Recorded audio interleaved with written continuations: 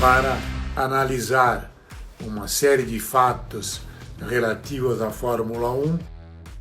Eu estou aqui com meu amigo Reginaldo Leme e vamos bater um papo com relação a tudo aquilo que vem ocorrendo na Fórmula 1. Boa noite, Reginaldo. É um prazer tê-lo aqui comigo. Boa noite, Cláudio. Prazer é meu grande mestre. E acho que alguma coisa se quebrou no relacionamento do alemão com o pessoal da Ferrari ao encerrar-se o ano de 2018. O ano em que a Ferrari tinha um carro altamente competitivo, poderia ter ganho o título, não ganhou por alguns erros pessoais do Vettel, notadamente aquele em que ele liderava a corrida. Hamilton estava em segundo, então ele, vencendo, faria 25 pontos e mais 7 que somaria da distância de Hamilton, um total de 32, e jogou tudo a perder, saindo da pista, batendo e abrindo mais facilmente caminho para a vitória de Hamilton. Tenho a impressão que, quando acabou aquela temporada, algo começou a se desgastar no relacionamento com a Ferrari, muita gente na Ferrari entendendo que o piloto tinha sido diretamente responsável pelo fato de não ter ganho o título. Não sei se você tem uma visão mais ou menos parecida com isso. E maior prazer conversar com você. É meu mestre, sempre falei isso para você. Eu te ouvia, deixa o mestre de lado. Antes de eu começar a viajar para a Fórmula 1, eu te ouvia pelo rádio junto com o Barão. Até era muito gozado, eu me lembro sempre que era o Barão, você, e tinha o Narciso Vernizzi fazendo as previsões dele se ia chover ou não lá em Mônaco, por exemplo. E o Barão ficava brincando com ele. Bom, Kassug, concordo plenamente com você, o casamento acabou, né? O casamento Vettel-Ferrari acabou, não sei se foi exatamente naquele momento, mas foi a grande decepção dele com a equipe e da equipe com ele. Mas eu acho mais, naquele ano, eu acho que mais a equipe errou do que ele. Aquele erro em Hockenheim foi, infelizmente, assim, corrida ganha, sei lá quanto, quase 10 segundos na frente do Hamilton, e ele tinha, agora não vou me lembrar as contas, mas era isso, ele tinha 7 pontos a mais no campeonato.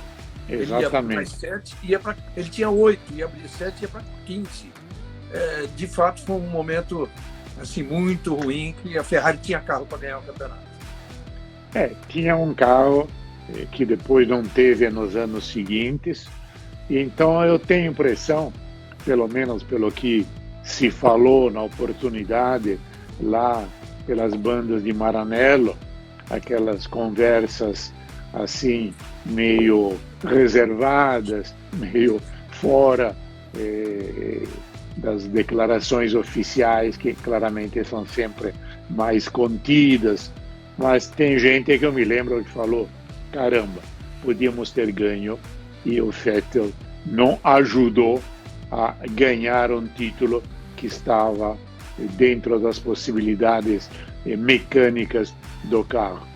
Mas enfim, eu acho que essas são águas passadas, mas eu tenho muita curiosidade de ver como vai ser esse campeonato de 2020, assim como um casal que resolveu já divorciar, mas ainda está fazendo toda a negociação e tem que viver ainda um tempo sob o mesmo teto. Sobretudo com a presença do Leclerc, que é uma presença cada dia mais importante, ocupa cada dia mais espaço, é cada vez mais o enfant gâté de toda a equipe Ferrari, aquele em que os homens de Maranello depositam muitas esperanças de um futuro promissor. Então, eu tenho muita curiosidade de ver como é que isso vai funcionar. Se o Vettel vai tentar ainda sair por cima, fazer uma boa temporada, ou vai aceitar a posição, que eu sempre achei que, ao lado de indiscutíveis qualidades de piloto, Vettel tinha seu ponto fraco no lado psicológico. Se ele não se sentisse apoiado, seguido, entusiasmado pela equipe, se ele sentisse uma certa desconfiança da equipe na sua possibilidade, seu rendimento caía por terra. Não sei se você condivide essa ideia. Com certeza, divido plenamente essa ideia. E eu digo, não só o lado psicológico, ele se abate realmente muito. Ele é um cara muito legal, muito legal, assim, daqueles caras, dos poucos hoje, no grid hoje, os poucos simpáticos da Fórmula 1, sempre à vontade para conversar e tudo. Mas ele é um cara que precisa de carinho. E ele, quando ele perdeu isso na Red Bull, ele caiu fora. Ele veio para a Ferrari, foi um casamento perfeito no primeiro ano. Ele trouxe para a Ferrari aquilo que o Alonso tinha tirado, né? Com todo respeito ao Alonso, qualidade técnica é indiscutível. Todo aquele bom ambiente que o Alonso tinha tirado, ele trouxe de volta. Formou-se aquela equipe perfeita, ganhou 3 corridas naquele ano, né? A Ferrari, sem dúvida, evoluiu. Mas o que acontece? Além disso, eu senti no Vettel uma coisa assim que, por exemplo, um defeito num nível de tetracampeão, uma coisa que, por exemplo, o Schumacher não tem, o Senna não tinha, o Piquet não tinha, o Alonso tinha, que é quando o carro não está adequado, não está do jeitinho que ele gosta de pilotar, ele perde um pouquinho o entusiasmo. Parece isso também, não parece? Sim, sem dúvida. Essa talvez seja a reclamação maior que se possa fazer, porque o grande piloto é aquele que consegue superar os problemas eventuais do carro, pondo algo da própria qualidade, exatamente para chegar a um resultado positivo. Nem sempre o piloto tem o melhor carro. Eu costumo dizer, quando eu entendo que Fangio foi o maior de todos, que ele ganhou um campeonato, o último, sem ter o melhor carro, que aquela Maserati 250F não era o melhor carro, a Ferrari era melhor e ele, não obstante isso, conseguiu vencer. Então isso realmente é muito importante e me traz, não sei se você a tem também, uma dúvida sobre o futuro dele. Falou-se aí Mercedes, eventualmente McLaren, e agora a McLaren tem o seu lugar ocupado. Eu não sei, eu vejo mais, talvez ele esteja redondamente enganado e amanhã sai a notícia que ele assinou com alguém, mas uma saída dele da Fórmula 1, quem sabe ficar um ano parado, um ano sabático, para ver se depois se encontra alguma coisa melhor do que ele conseguir realmente chegar num ponto de encontrar um bom lugar numa outra equipe. Eu não sei como é que você vê esse futuro do Vettel. Eu não vejo como um futuro promissor, não, porque na verdade não tem. Eu cheguei a pensar, né, o desejo da Mercedes de voltar a ter um piloto alemão, é claro que existe, mas a gente sabe também que existe um poder de veto do Hamilton. Eles podem desmentir o quanto quiser, porque pode até não ser um veto por escrito, pode até não estar tacitamente ali explícito no processo, no contrato, mas é uma coisa que o Toto Wolff com o Hamilton, eles têm isso. Enfim, não pode botar um cara para incomodar o Hamilton. Não acho que o Vettel seria piloto ao nível do Hamilton neste momento, de jeito nenhum. Mas, enfim, uma divisão que eles não tiveram, não tem uma lembrança muito boa dos tempos de Rosberg e Hamilton. Então, E inclusive pelo fato de que, desculpe interrompeu, pelo fato de Vettel ser alemão, então isso poderia criar, junto à torcida, junto a determinados órgãos de imprensa, que sabe tanto quanto eu que existem determinados jornais, digamos, sensacionalistas lá na Alemanha, que claramente vendem em função das polêmicas que são criadas. Então, eu acho que seria um elemento desestabilizador daquele que, nesse momento, é um clima absolutamente tranquilo. Hamilton sabe que é o primeiro, Bottas é o segundo, e tudo fica absolutamente na santa paz. Isso sem dúvida. Então, eu acho que eles não iam querer mexer nisso, a não ser que, enfim, tipo assim, o Hamilton, vem cá, deixa o cara vir para cá. Tudo é possível. É o que você falou.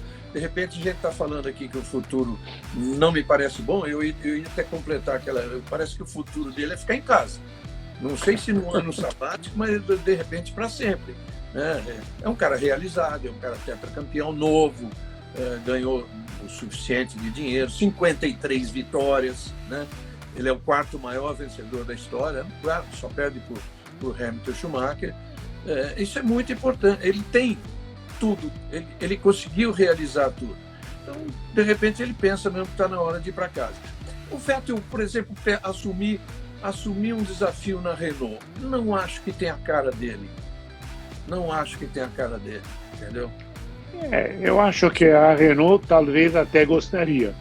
Opa. Porque é um nome de prestígio e poderia permitir ao pessoal da Fórmula 1 de ter um argumento no board da Renault, e você sabe, como todo mundo sabe, que há uma divisão claríssima entre aqueles que entendem que é válido gastar muito dinheiro na Fórmula 1 como promoção da marca, e aqueles outros que entendem que é muito melhor investir na tecnologia, investir nos projetos dos carros de todo dia do que gastar dinheiro na Fórmula 1.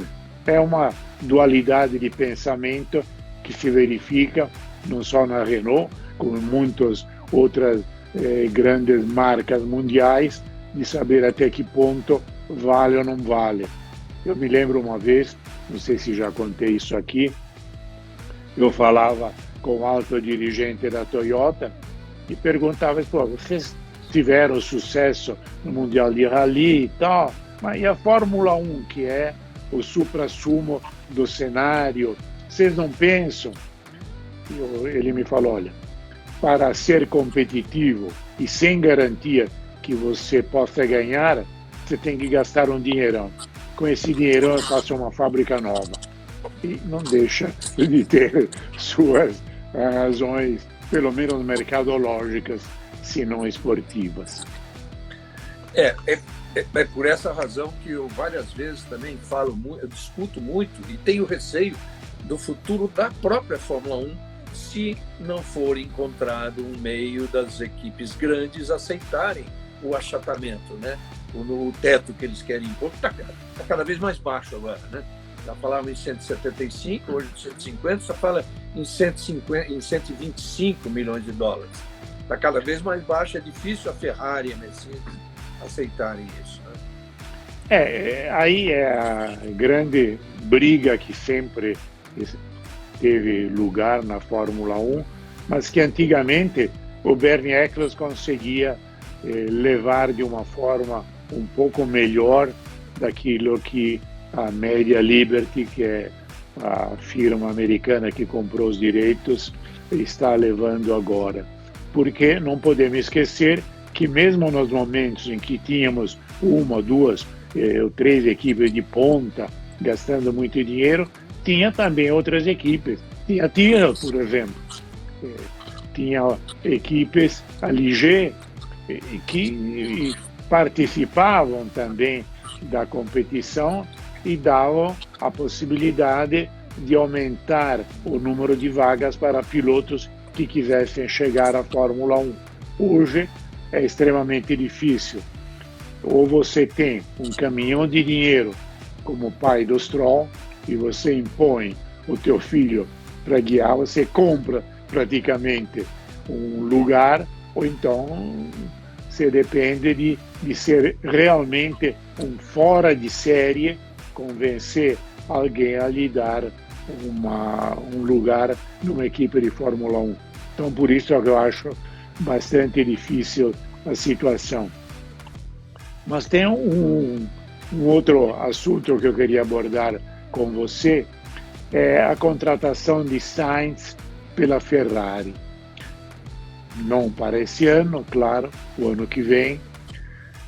E me parece que essa é a definição antecipada por tudo que o Sainz fez, com a forma como ele se portou na McLaren, jamais criando problemas, de que o Leclerc será, sem dúvida nenhuma, o número 1 e o Sainz será o número 2, a menos que haja um progresso inacreditável do espanhol, cujo pai, todo mundo lembra, foi um grande campeão de rally, campeão mundial, mas que nesse momento me parece destinado a ser, digamos, entre aspas, o fiel escudeiro do Leclerc. Não sei se você vê assim também.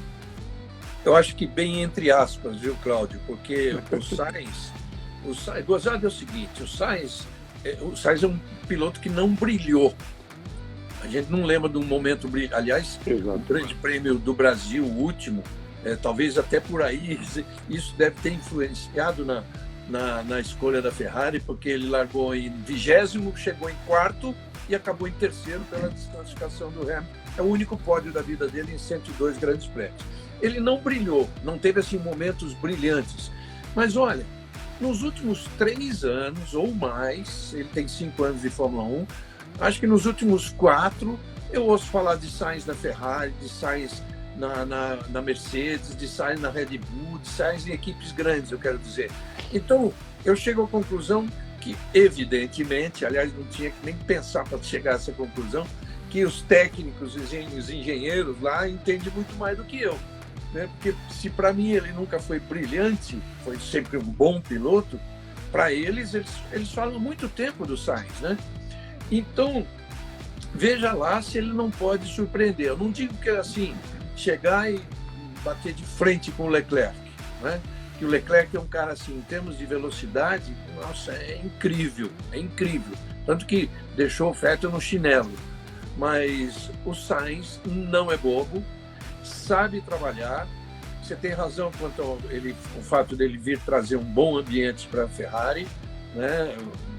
Ele é um cara que sempre se deu bem com todo mundo. Tem 25 anos, o Leclerc 22. Aliás, é a equipe, é a dupla mais jovem da Fórmula 1, se não for da história, hein? Da Ferrari, com certeza. Se não for da história, você pode completar aí para mim. Mas, olha, eu não apostaria tanto nesse negócio de número 1 e número 2.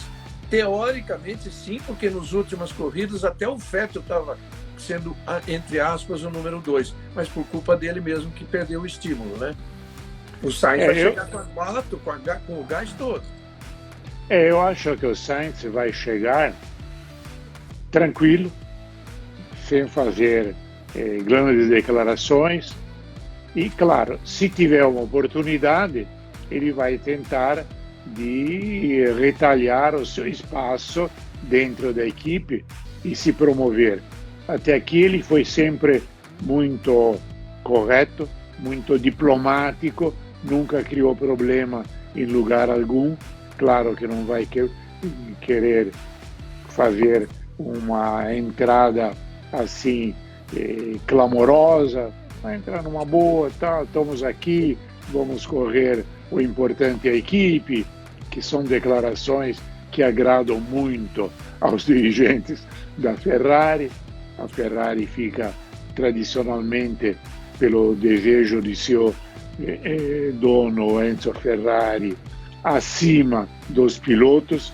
Tem a Ferrari e os pilotos que são, entre aspas, empregados de luxo, é óbvio. mas o importante, isso já se viu através das décadas, é sempre a Ferrari. E você sabe, tanto quanto eu, que a torcida não liga para a nacionalidade do piloto. O importante é que vença a Ferrari. Eu me lembro uma corrida em Imola, em que... Patrese também. Exato.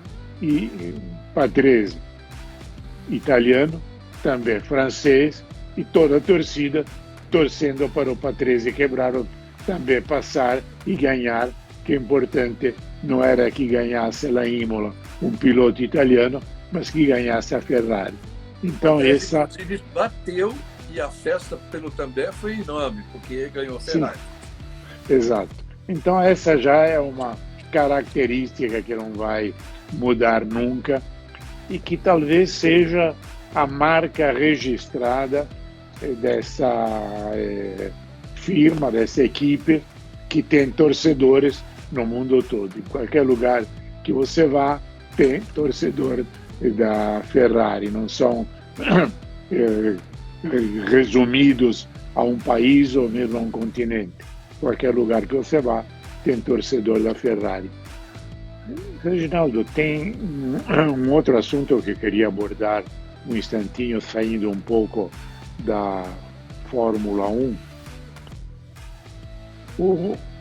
80 anos de Interlagos.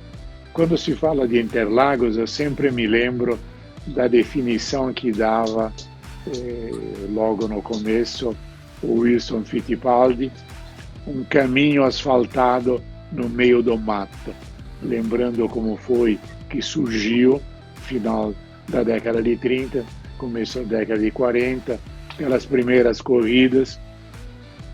Eu me lembro que em 48 e 49 tivemos aquela que era, de certa forma, a temporada sul-americana, vinham para atuar na Argentina, onde já aparecia o Fangio, aparecia o Froilán González, e vinham pilotos e carros italianos, vinha sobretudo pessoal da Maserati, e havia corridas em Buenos Aires, e aproveitando para dividir os custos, também corridas em Interlagos e depois corridas na Gávea.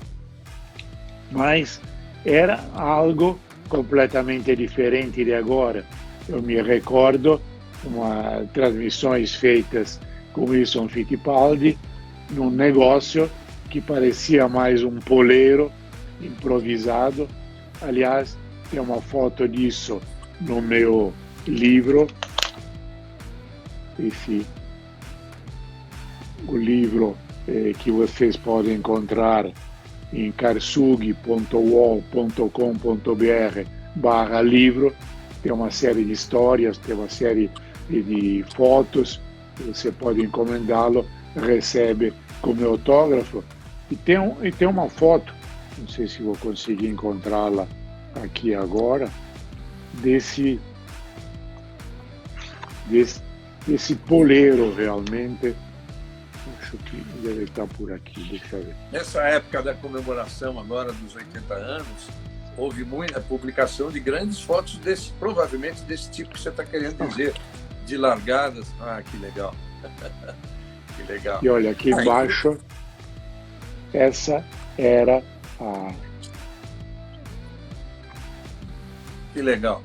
A cabine de imprensa onde o Wilson e eu trabalhávamos. Aliás, já trabalhávamos nisso na quarto centenário.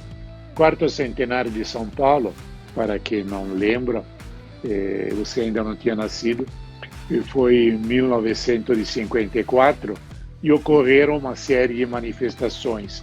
E um político da época, Hugo Borg, resolveu bancar, juntamente com o pessoal do Centauro Motoclube, a vinda dos principais pilotos da época. Então, vieram da Itália Masetti com a Gilera, Lorenzetti com a Guzzi, veio um rodesiano que depois ficaria famoso, Rehn, com a Norton, e tivemos 2 fins de semana de corrida, sábado e domingo, e depois outro sábado e domingo. Só que, na hora de pagar, os organizadores simplesmente deram o cano. Não pagaram ninguém, todo mundo voltou bufando para a Europa, e o resultado foi que o Brasil foi expulso da Federação Motociclística Internacional, tanto que quando depois tivemos a presença de pilotos brasileiros de moto na Europa para correr, teve me foge agora o nome dele, exatamente, a Cláudia me lembrou agora, a do Celso, que teve que tirar uma licença da Federação Holandesa para poder correr, porque o Brasil tinha sido expulso. Depois as coisas se acertaram, não sei se a dívida foi paga ou não foi paga, ou ficou por isso mesmo, mas enfim, foi um dos acontecimentos curiosos daquele tempo.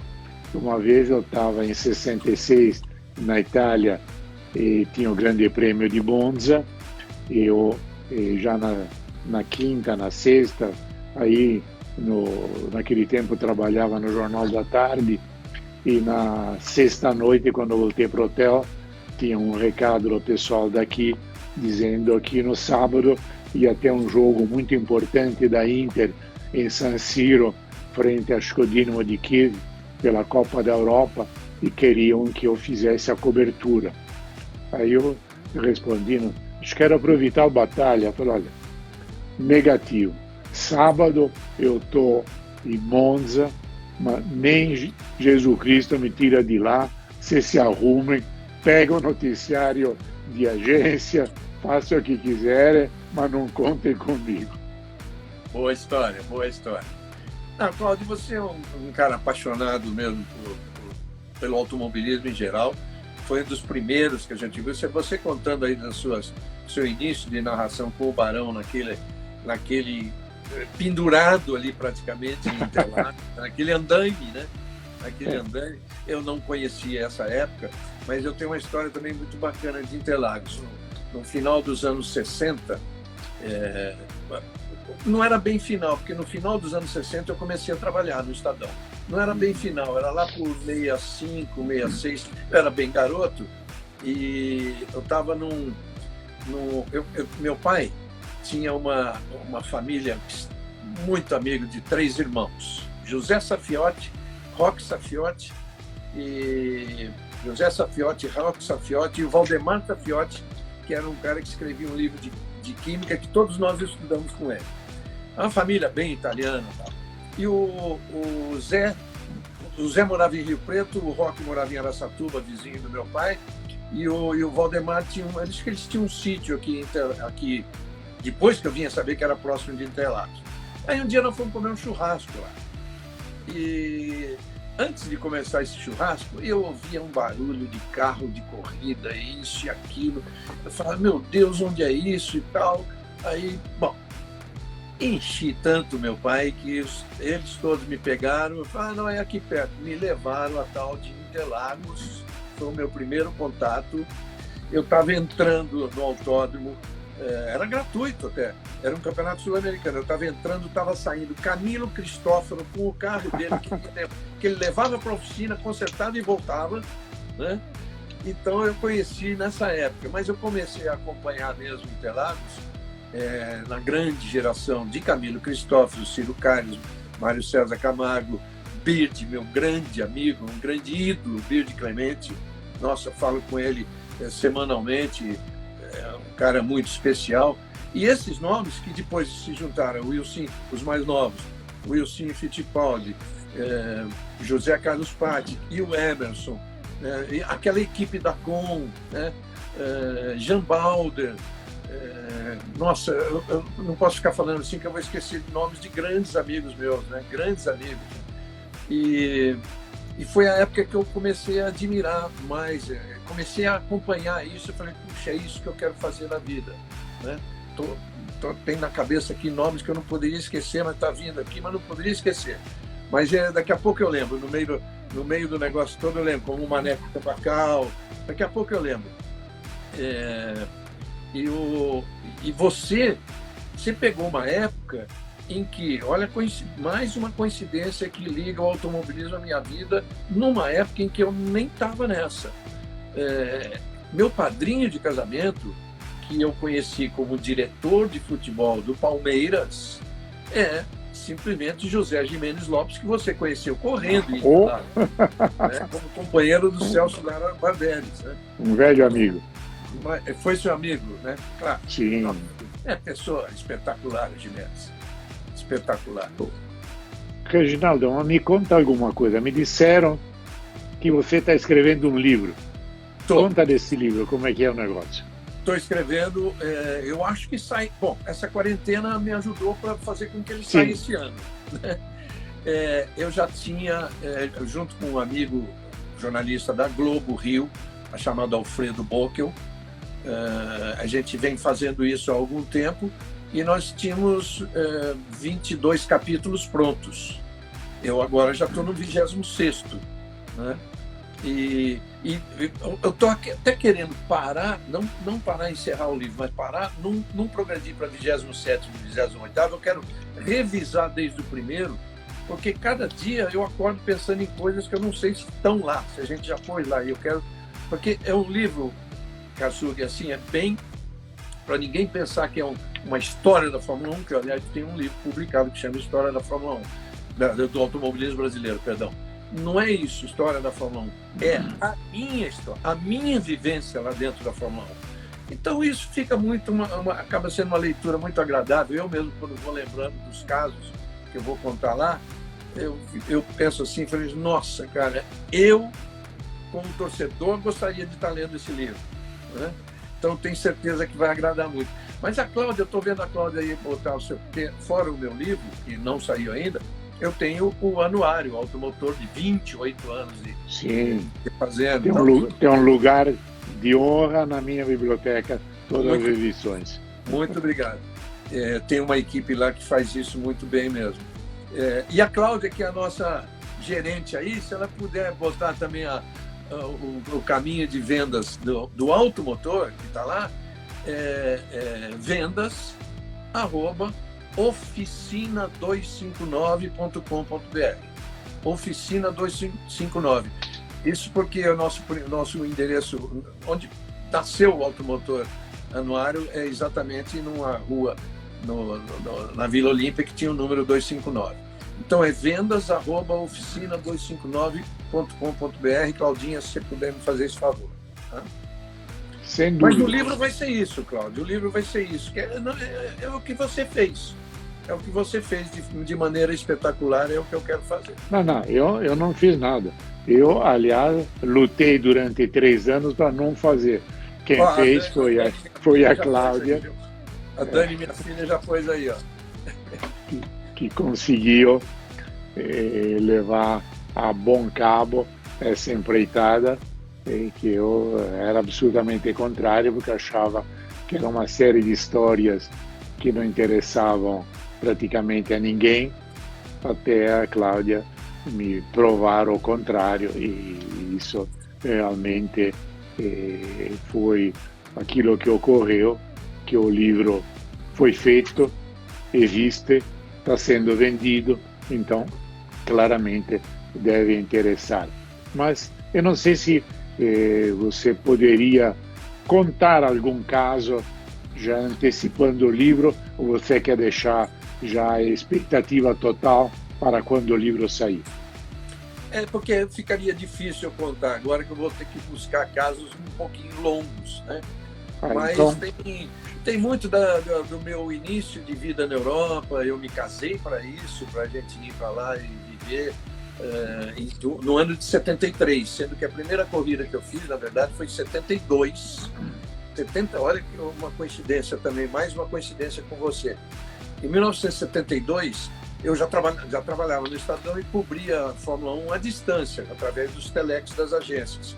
Aí eu apresentei um plano. Dia 1º de maio, teve um grande prêmio da Espanha, em Jarama, que o Emerson derrotou o Jack Hicks. Você lembra que a Ferrari tinha um grande carro do mundo daquele ano. Derrotou o Jack Hicks. Desliguei o rádio quando acabou a corrida e fiz um projeto e no dia seguinte entreguei no Estadão. Era 1º de maio. Entreguei no Estadão dizendo o seguinte: vamos apostar porque o Emerson vai ser campeão do mundo. Era bem cedo isso, né? A direção do Estadão... Você teve coragem?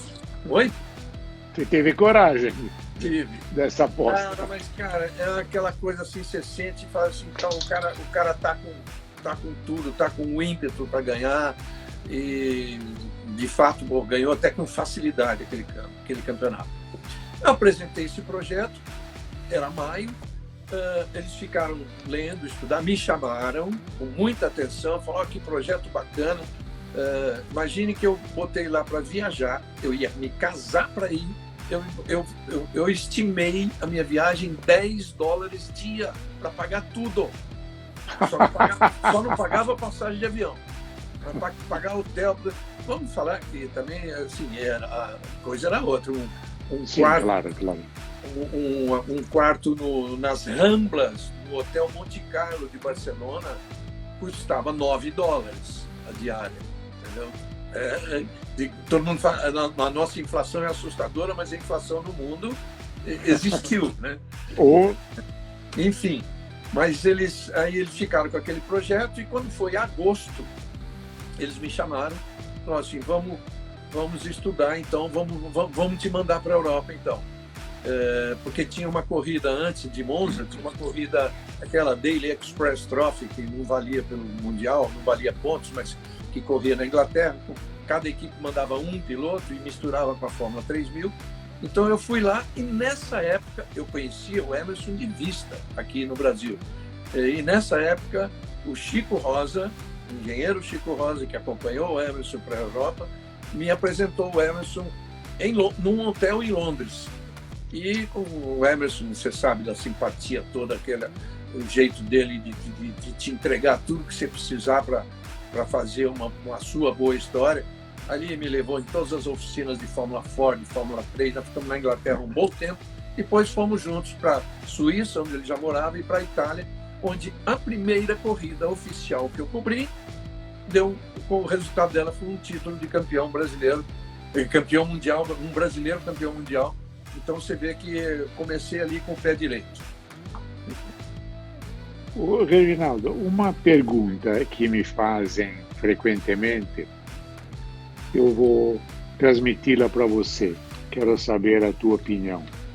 E é uma pergunta, eu sei que é bem difícil de responder, mas enfim. Os 3 melhores pilotos da Fórmula 1 de todos os tempos. Você tem uma classificação, você tem uma ideia, alguma coisa? Eu sei que é complicado. Aí é difícil. Se você falar os 5 já é difícil. Posso falar 8? Pode. Sem ordem. Vai lá. E posso esquecer algum aí. Vamos lá. Fangio, eu vou por ordem cronológica. Fangio, Jim Clark. Jack Stewart eu vou tirar para deixar o Emerson. Tá? Não, Jack Stewart e Emerson. Eu sempre amei o Ronnie Peterson como piloto. Olha, já estou com 5, ainda falta muito. Mas vamos lá. Aí mais para a Fórmula 1 moderna. Piquet, claro. Senna, claro. Schumacher, claro. Alonso, claro. Hamilton, claro. Já fiquei com 10 aí e deixei gente de fora. E do outro lado, na outra ponta, e os piores? Que tivemos algum braço duro, realmente. Sim. A gente costuma dizer que, principalmente hoje, quem está lá não é bobo. Não tem nenhum bobo, né? Mesmo aquele piloto que vai lá à custa do dinheiro, tá? É um cara que fez carreira forte, uma carreira boa. Mas eu me lembro de dos anos 70, se eu não me engano. Tinham 2 irmãos Perkins. Tinha um que era bom, que se eu não me engano era o Larry Perkins, que corria de óculos, e tinha um outro que não era tão bom. Mas ali teve um que foi o único caso que eu me lembro dos pilotos terem se reunido e ido aos promotores pedindo para não deixá-lo correr. Ele chamava-se Rick von Oppel. Você lembra disso? Rick von Oppel. Leva o troféu. Da família fundadora da Opel, ou seja, da Chevrolet. Né? Então era um cara assim, de família forte, descendente de von Oppel. Né? E, na verdade, ele só chegou lá porque tinha dinheiro. Senão, realmente, ninguém teria dado um volante de Fórmula 1 para ele. E o nome ajudou também. Sim, claro. Bom, Reginaldo, temos ainda 2 minutos. Eu queria, antes de mais nada, agradecer a todo mundo que esteve nos seguindo, fazendo pergunta. Eu peço desculpa se alguma pergunta não conseguimos responder. Fica feito o convite para esse agradabilíssimo bate-papo com você para as próximas oportunidades e desejar que esse momento de dificuldade com essa pandemia acabe o quanto antes possível e a vida possa voltar à normalidade. É o que a gente espera. Eu estou acreditando que vai ser possível esse novo calendário começando em 5 de julho, fazendo 2 corridas na Áustria, 2 corridas na Inglaterra. Hoje foi autorizado também 2 corridas na Bélgica, né? Então, corridas sem público inicialmente, para depois, então, realizarem o número de provas que eles conseguirem até pertinho do Natal. Eu espero que eles consigam. A Fórmula 1, a gente está com muita saudade da Fórmula 1, e que ela venha forte, e que o Vettel, vamos torcer para o Vettel. Já pensou se ele termina o ano como campeão do mundo? Saindo da Ferrari como campeão do mundo? É meio difícil, né? Porque a equipe não vai ajudar tanto assim um cara que está saindo. Mas se ele sair despontando desde o início e o carro for bom, vale uma torcida. Eu quero agradecer muito a você, viu? Agradecer muito e repetir que é um grande prazer, porque são pessoas como você que me fizeram seguir essa carreira. Eu que agradeço a tua companhia, espero que isso se repita e vou, porém, utilizar uma frase que eu costumo usar muitas vezes. Vettel, campeão mundial esse ano pela Ferrari, para mim seria uma clamorosa surpresa. Esse clamoroso é bem conhecido. Muito obrigado, fiquem com Deus, cuide-se bastante. Muito obrigado, outro tanto, muito obrigado a todos que nos assistiram e até a próxima. Tchau. Tchau, gente.